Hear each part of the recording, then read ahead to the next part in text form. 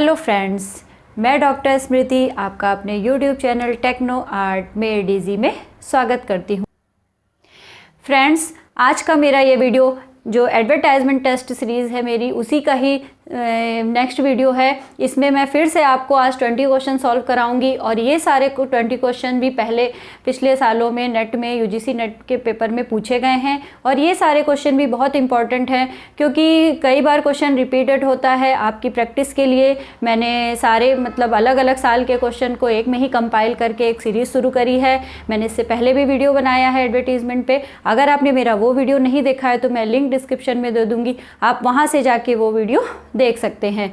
आप ज़्यादा टाइम नहीं लेते हैं और अपना वीडियो स्टार्ट करते हैं। तो फ्रेंड्स, फर्स्ट नंबर का क्वेश्चन है हमारा, the number 1 advertising medium for national advertising is, राष्ट्रीय स्तर पे जो हमारा एडवर्टीजमेंट होता है तो उसमें सबसे ज़्यादा पॉपुलर क्या है, सबसे ज़्यादा नंबर 1 पे किस चीज़ से सबसे ज़्यादा प्रसारण होता है या सबसे ज़्यादा किस चीज़ का महत्व है? Newspaper, television, magazine and movies.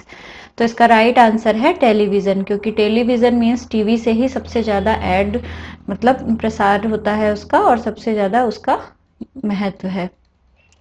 Second number का क्वेश्चन है हमारा,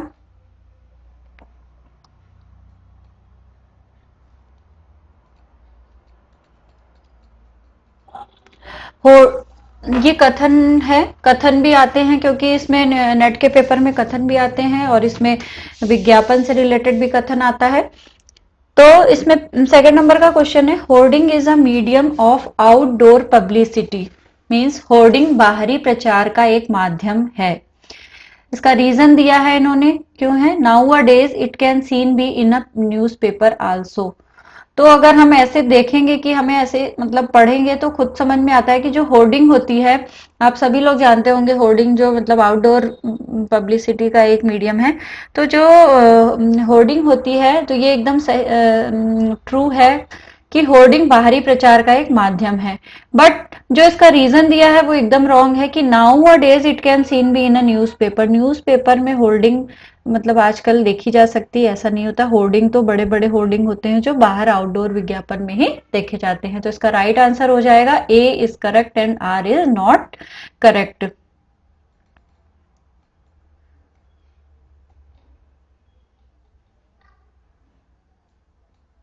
थर्ड नंबर भी देखिए, ये भी कथन है फिर से।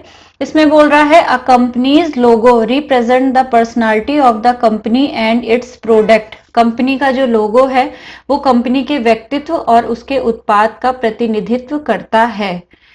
ये एकदम ट्रू है, क्योंकि जो किसी भी कंपनी, कोई कंपनी है उसका जो ब्रांड है, अगर उसका कोई लोगो है तो वो रिप्रेजेंट करता है कंपनी के प्रोडक्ट को, क्योंकि जो लोगो बनाया जाता है वो उसके प्रोडक्ट से ही रिलेटेड होता है। वो उसके कंपनी का जो उसका प्रोडक्ट होगा उससे रिलेट करके ही बनाएगा। तो मीन्स अगर किसी चीज का उसको प्रचार करना है तो वो लोगो, जब कंपनी का हम लोगो देखते हैं तो ही हम तभी हमारे दिमाग में तुरंत क्लिक कर जाता है कि अच्छा हाँ ये इस कंपनी का लोगो है। तो ये एकदम सही है कि कंपनी का जो लोगो है वो कंपनी के व्यक्तित्व और उसके उत्पाद का प्रतिनिधित्व करता है। लोगो इतनी बड़ी चीज होती है कि हम दूर से ही, सपोज अगर हम टाटा का लोगो देखते हैं, एचपी का लोगो देखते हैं या टाइटन का लोगो देखते हैं, बड़े बड़े ब्रांड हैं उनके, अगर हम लोगो देखते हैं तो दूर से ही हमें पता चल जाता है अच्छा हाँ ये इस कंपनी का लोगो है।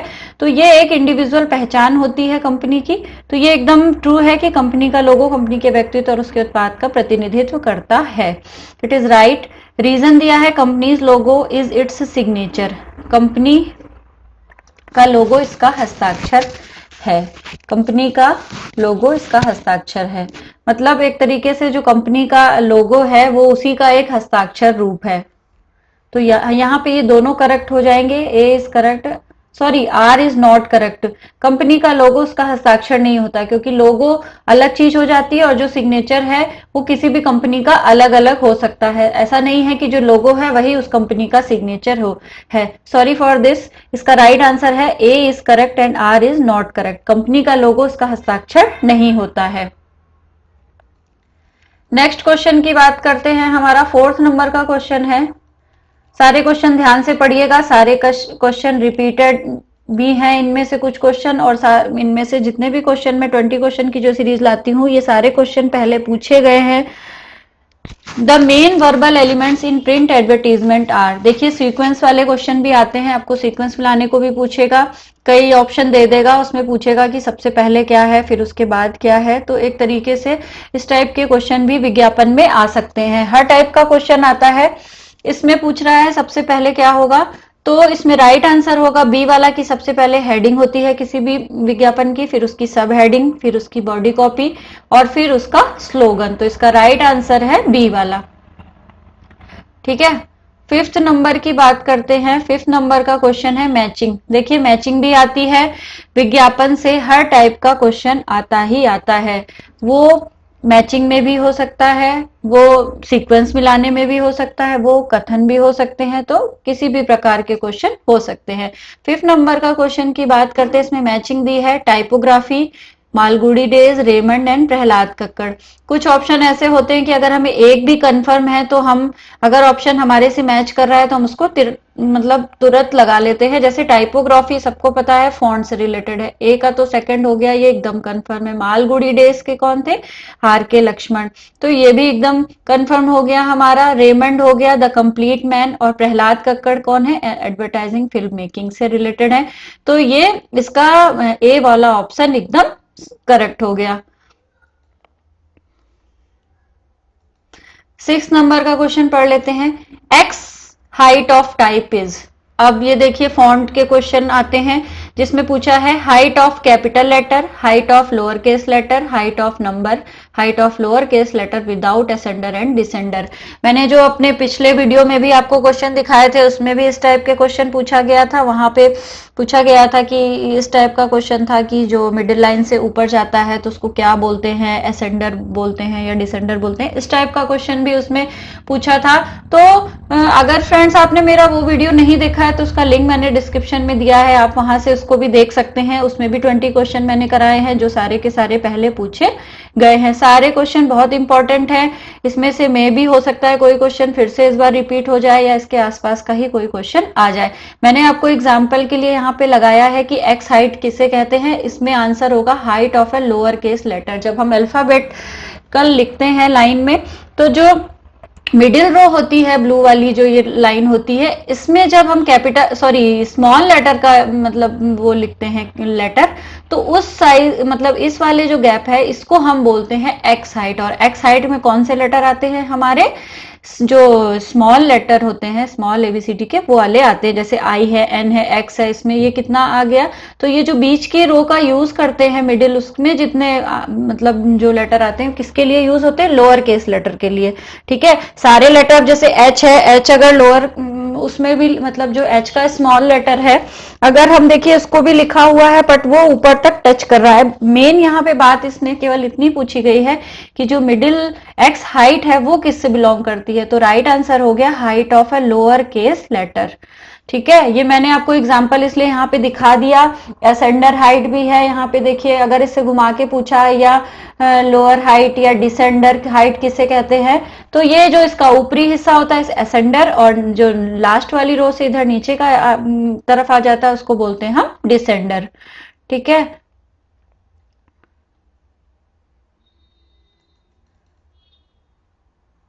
7 नंबर की बात करते हैं। मोस्ट इंपॉर्टेंट क्वेश्चन है, ये बहुत बार रिपीट हुआ है। इसके A3 size of paper, A3 size का पेपर का साइज पूछा गया है। कई बार A4 साइज का भी पूछा जाता है। ऐसा जरूरी नहीं है कि हमेशा A3 का है, तो आपको दोनों अच्छे से मतलब पेपर साइज भी एक बार देख लेना पड़ेगा।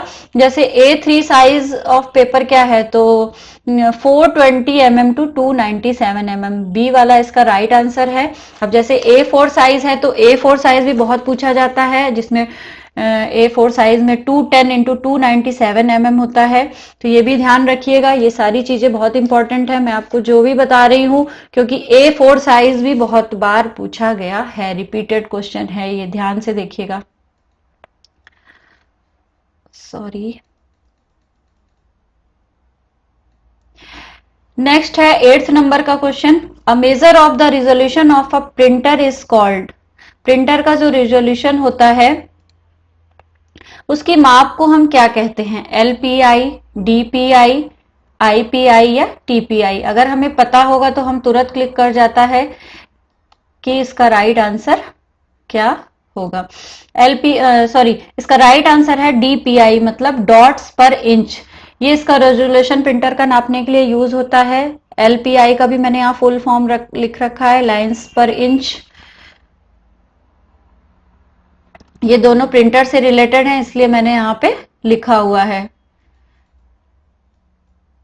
नेक्स्ट देखिए, बात आ गई स्पाइन इज रिफर्ड टू। मेन आपको एडवर्टीजमेंट में दो टाइप के क्वेश्चन बहुत मिलेंगे। एक तो आपको टाइप फॉन्ट्स से क्वेश्चन बहुत मिलेगा, और दूसरा ये है कि प्रिंटिंग से रिलेटेड क्वेश्चन भी आपको बहुत मिलेंगे। अब जैसे इसमें पूछ लिया है कि spine is referred to, spine किसे कहते हैं? जैसे बुक होती है हमारी जो भी, तो बुक में अलग अलग पार्ट को अलग अलग नाम से मतलब जाना जाता है। जैसे उसकी जो थिकनेस होती है, या उसका ऊपर का कवर होता है, या नीचे की जो मतलब नीचे का बॉटम होता है, उसको क्या कहते हैं? जैसे नीचे का बॉटम उसको तो टेल बोलते हैं। ऐसे अलग अलग नेम है। यहाँ पे पूछा गया है कि spine is refer to, spine बोलते हैं स्पाइन को। कवर ऑफ बुक मतलब बुक का जो ऊपर का कवर होता है जहां पे सारी चीजें लिखी होती है उसको भी बोलते हैं। स्पेशली ये थिकनेस ऑफ बुक होती है, जो बुक की जो थिकनेस होती है साइड से जो दिखती है उसको बोलते हैं स्पाइन। यानी ये इसका राइट आंसर है कवर ऑफ बुक या थिकनेस ऑफ बुक। इसमें मैंने दोनों इसलिए लगा दिए हैं, ऑप्शन में थिकनेस ऑफ बुक ज्यादातर होता है, तो इसका अगर कवर ऑफ बुक भी होगा तो भी आप ये आंसर चूज कर सकते हैं। नेक्स्ट क्वेश्चन की तरफ बढ़ते हैं। 10th नंबर का क्वेश्चन है, a design created to identified a corporate house institution. Corporate house मतलब हाउस संस्था है, उसकी पहचान करने के लिए जो बनाई जाती है डिजाइन, उसको क्या बोलते हैं? तो उसको बोलते हैं हम सिग्नेचर, जिसमें उसका कंपनी का लोगो होता है और उसकी जो भी सिंबल वगैरह होते हैं, जो प्रोडक्ट की जो भी चीजें होती है कंपनी से रिलेटेड, तो वो सारी कहलाती हैं सिग्नेचर, वो सिग्नेचर के अंतर्गत आती हैं। 11th नंबर का क्वेश्चन है, select correct sequence of film maker. देखिए हर टाइप का क्वेश्चन आया है, करेक्ट सीक्वेंस मिलाने को आ गया। मींस आपको अब इस टाइप के क्वेश्चन पे भी ध्यान देना होगा कि अगर मतलब एक तरीके से ये है कि अब ये नाम दे दिए जैसे 4, और अगर आपको एग्जैक्टली एक आइडिया भी है, सपोज मान लीजिए आपको सबके बर्थ नहीं भी याद है बट आपको एक आइडिया भी है, तो आप आंसर लगा सकते हो इस टाइप में। जैसे कि दादा साहब फाल्के सबसे पहले हुए, उसके बाद आए सत्यजीत रे, तो फिर उसके बाद आए श्याम बेनेगल और प्रकाश झा। ये स्पेशली जैसे ईयर वाइज का किसका कब किसने कौन मतलब कैसे कैसे हुआ, जैसे सबसे पहले और उसके बाद, तो ये सीक्वेंस मिलाने के क्वेश्चन भी आते हैं। तो इसमें राइट आंसर हो गया हमारा CBAD, means Dada Saheb Phalke, Satyajit Rai, Shyam Benegal and Prakash Jha. ठीक है, 12th नंबर के क्वेश्चन को देख लेते हैं। Colour printing was experimented by. Colour printing का एक्सपेरिमेंट किसके द्वारा किया गया था? SW Heather, John Gutenberg, Senefelder and Hercules Seghers. तो इसका राइट आंसर है हरक्यूलस सेगर्स। इन्होंने ही कलर प्रिंटिंग का सबसे एक्सपेरिमेंट किया था, जिसमें इनका एक लैंडस्केप है ग्रीन और कलर का, उसमें इन्होंने कलर प्रिंटिंग का यूज किया था। 13 नंबर का क्वेश्चन है, discovery of movable types of. ये भी क्वेश्चन बहुत इंपॉर्टेंट है, रिपीटेड क्वेश्चन है, बहुत बार पूछा गया है। तो इसका राइट आंसर है जॉन गुटनबर्ग। अराउंड 1450 में इसकी खोज हुई थी। फिर आया है करेक्ट मैच। 14 नंबर का क्वेश्चन है, select the correct match. Crowquill, mouse, fish eye, bleed. इस साइड है कैमरा, कंप्यूटर, राइटिंग, प्रिंटिंग। मैंने पहले भी बोला कि अगर आपको एक दो में भी क्लियर है तो आपको मतलब आपने अगर पकड़ लिया कि माउस का तो एग्जैक्टली हर किसी को पता है, आज बच्चे को भी पता है कि माउस तो हमारा कंप्यूटर के साथ ही आएगा। अब यहाँ पे बेनिफिट ये है कि यहाँ पे जो 2 नंबर का ऑप्शन दिया हुआ है तो हमने एग्जैक्ट है, इस मतलब श्योर है। अगर सपोज यहाँ पे 2 यहाँ पे भी दे दे और यहाँ पे भी दे दे तो कई बार कंफ्यूजन भी होता है, ये दूसरी बात है इस पे। अब जैसे अगर है माउस तो माउस कंप्यूटर से हो गया, फिर फर्स्ट नंबर है क्राउ क्विल, ये एक निब होती है जो राइटिंग के लिए। माउस हो गया हमारा कंप्यूटर, फिश आई हो गया हमारा camera, and bleed for printing में ब्लीड होती है जो मतलब जब प्रिंट होता है किसी उसका, तो उसका जो मतलब थोड़ा सा जो एक्स्ट्रा पार्ट होता है उसको बोलते हैं। नेक्स्ट क्वेश्चन की बात कर लेते हैं। ये देखिए क्राउ क्विल जो मैंने बोला, ये एक ना निब होती है जो यूज की जाती है मतलब बहुत ही जो फाइन लाइन और उन सब के लिए, उसको बोलते हैं क्राउ क्विल। 15 नंबर का क्वेश्चन, ये भी बहुत इंपॉर्टेंट है। Typography was invented by whom, typography का आविष्कार किसने किया था। ये भी क्वेश्चन रिपीटेड है। वैसे मैंने मोस्टली क्वेश्चन ऐसे ही बनाए हैं कि जो मतलब इतना बहुत बार कई बार जो पूछे गए वो रिपीट तो मैंने नहीं किए, क्योंकि सेम क्वेश्चन अगर पूछा गया इसलिए मैं बार बार बोल दे रही हूँ। जो क्वेश्चन बार बार पूछा जाता है उसके लिए मैं स्पेशली बोल रही हूँ। इसमें टाइपोग्राफी का आविष्कार किसने किया था, ये भी क्वेश्चन बहुत बार पूछा गया और ये रिपीटेड क्वेश्चन है। इसका राइट आंसर है जॉन गुटनबर्ग, 1439 में इन्होंने टाइपोग्राफी का आविष्कार किया था। नेक्स्ट क्वेश्चन देख लेते हैं 16th नंबर का। In letter press printing types are made of which metal, मतलब लेटर प्रेस प्रिंटिंग जो होती है और उसमें जो वो प्रिंट होते हैं वो किस धातु के होते हैं। ये देखिए कितना घुमा के पूछा है। तो प्रिंटिंग प्रेस से रिलेटेड और एडवर्टीजमेंट से रिलेटेड क्वेश्चन तो बहुत आते हैं और आपको इसमें थोड़ा सा ध्यान से भी पढ़ना पड़ेगा। तो राइट आंसर है इसका कॉपर के बने होते हैं।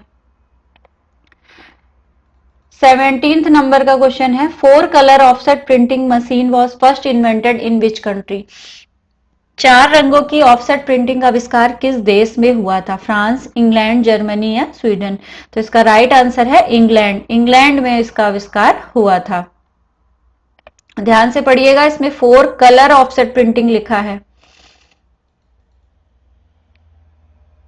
18th नंबर का क्वेश्चन है। What is the maximum point size in typography. ये भी इंपॉर्टेंट क्वेश्चन है और आई थिंक ये इजी भी है, इसमें इतना कंफ्यूजन नहीं है क्योंकि जो लोग टाइपिंग वगैरह करते हैं उनको तो पता ही होगा।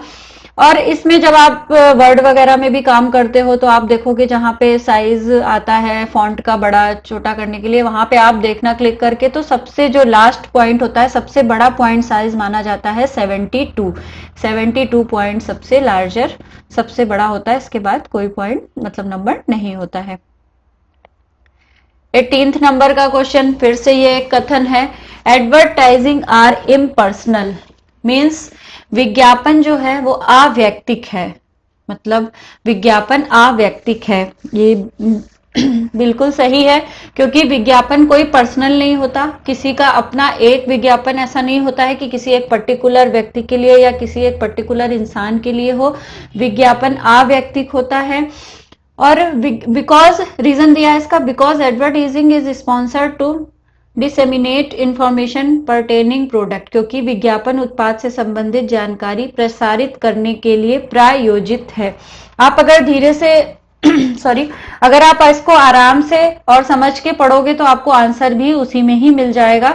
ये एकदम सही बात है। अगर यहां पे लिखा होता एडवर्टाइजिंग आर पर्सनल तो क्या हो जाता, रॉन्ग हो जाता। बट यहाँ लिखा है ऑलरेडी कि इम्पर्सनल है, किसी का पर्सनल नहीं है कि एक ही विज्ञापन है और एक ही मतलब एक विज्ञापन एक ही व्यक्ति के लिए है, फिर दूसरा विज्ञापन दूसरे व्यक्ति के लिए, ऐसा नहीं है। एक उसमें टारगेट नहीं है कि एक ही व्यक्ति टारगेट, क्योंकि वो तो पूरे मास के लिए होता है, मतलब बहुत सारे लोगों के लिए होता है। और रीजन भी क्या होता है कि जब कोई विज्ञापन होता है तो वो जो उसका उत्पाद होता है, मतलब अगर किसी चीज का हमें मतलब प्रचार करना है तो हम उस अपने जो प्रोडक्ट होगा हमारा जो उसको हम प्रसारित करेंगे, कैसे कैसे करेंगे। हमारे पास जब तक कोई मतलब माध्यम नहीं होगा, हम अगर कोई एडवर्टीजमेंट नहीं आता है, मतलब नहीं दिखता है, हमें किसी प्रोडक्ट की जानकारी भी नहीं मिलती है। तो जो विज्ञापन होता है वो एक तरीके से जो उत्पाद होता है किसी भी तरीके का, उससे संबंधित सभी जानकारी सब तक पहुंचाने के लिए यूज होता है। इसका मीन्स ये हुआ कि ये दोनों जो कथन है, ये मतलब ये और इसका जो रीजन दिया है वो दोनों करेक्ट है। नेक्स्ट है, ये भी मोस्ट इंपॉर्टेंट क्वेश्चन है। इन विच ईयर ओगिलबी कंपनी फाउंडेड, किस साल में ओगिलवी कंपनी स्थापित हुई थी? तो इसका राइट आंसर है 1942। तो ये आज के थे हमारे 20 क्वेश्चन। ये सारे क्वेश्चन भी रिपीटेड है, मैं बार बार इसीलिए बता देती हूँ। इसमें कहीं पे मैंने ईयर इसलिए मेंशन नहीं किया है क्योंकि अलग अलग ईयर के क्वेश्चन हैं, अलग अलग साल में पूछे गए हैं, जून और जो दिसंबर में पेपर होते हैं, बट ये सारे क्वेश्चन नेट में पूछे गए हैं। जो भी बच्चे तैयारी कर रहे हैं उनके लिए बहुत यूजफुल होने वाला है। एक ही सीरीज में आपको सारे क्वेश्चन रिवीजन करने को मिल रहे हैं। मैंने इसीलिए अलग अलग ईयर के पेपर से एक जगह क्वेश्चन लाए हैं ताकि आपको एक प्रैक्टिस हो जाए, क्योंकि कई बार आप जब पूरा पेपर भी रिवीजन करते हो तो थोड़ा सा मतलब मैं भी तैयारी करती थी, थोड़ा कंफ्यूजन रहता था, अरे ये मुझे एक ही जगह मिल जाते तो मैं सारे एक बार रीडिंग कर लेती। इस टाइप से थोड़ी सी प्रॉब्लम भी होती है पढ़ने में, इसलिए मैंने जो ये सीरीज शुरू करी है इसमें मैं 20 क्वेश्चन आपको हर बार ऐसे जितने में हो सकते हो 20 करके क्वेश्चन आपको प्रैक्टिस कराती रहूंगी। इसके अलावा भी मैं अलग भी मतलब एडवर्टीजमेंट से रिलेटेड और क्वेश्चन भी जो इम्पोर्टेंट है, इम्पोर्टेंट पर्सनालिटी है उनसे रिलेटेड क्वेश्चन, जो ब्रांड है, लोगो है, उससे रिलेटेड क्वेश्चन भी आपको बताऊंगी। आई होप आपको मेरा ये वीडियो पसंद आया होगा, तो प्लीज़ मेरे चैनल को लाइक करें, शेयर करें और सब्सक्राइब करें। साथ ही बेल आइकन को प्रेस करें, जिससे टाइम टू टाइम आपको मेरे लेटेस्ट वीडियो के नोटिफिकेशन मिलते रहेंगे। मिलते हैं अपने नेक्स्ट वीडियो में, तब तक के लिए बाय बाय।